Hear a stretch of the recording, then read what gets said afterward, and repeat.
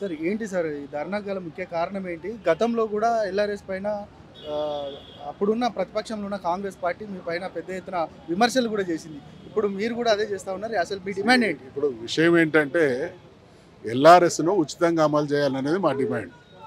గతంలో కాంగ్రెస్ పార్టీ ప్రతిపక్షంలో ఉన్నప్పుడు మేము ఖచ్చితంగా ఈ డిమాండ్ చేసింది వాళ్ళు. అందుకని ఇచ్చినటువంటి మాట కట్టుబడాలి, ఫ్రీగా ఎల్ఆర్ఎస్ను అమలు చేయాలి.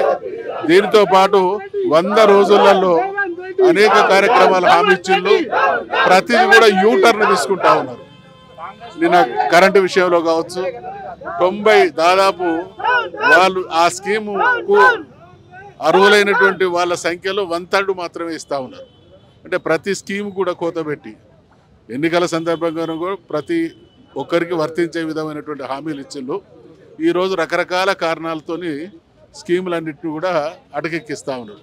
కాబట్టి 100 రోజుల సమయం వాళ్ళు అడిగిండ్రు. బహుశా ఇంకొక 2-3 రోజులైతే 100 రోజులు కూడా పూర్తిగా వస్తూ ఉన్నాయి. ఇవాళ ఈ ఎల్ఆర్ఎస్ ఫీజు వసూలు చేయకుండా చేయాలనేటువంటి అంశంతో మా ఉద్యమం మొదలైంది. ఇప్పటి నుండి ప్రజలకు ఇచ్చినటువంటి ప్రతి హామీ విషయంలో కాంగ్రెస్ నిర్వాకాన్ని ఎండగడుతూనే ఉంటాం. కాంగ్రెస్ పార్టీ ప్రభుత్వం మీద ఒత్తిడి తెస్తాం.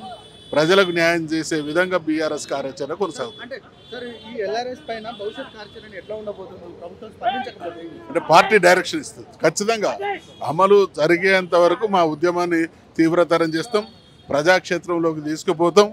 ఏ రకంగా కాంగ్రెస్ ప్రభుత్వం ప్రజలను మోసగిస్తూ ఉన్నదనేటువంటి విషయం ప్రజలను కూడగట్టి ఉద్యమం ద్వారా నిలదీస్తుంది. రైట్.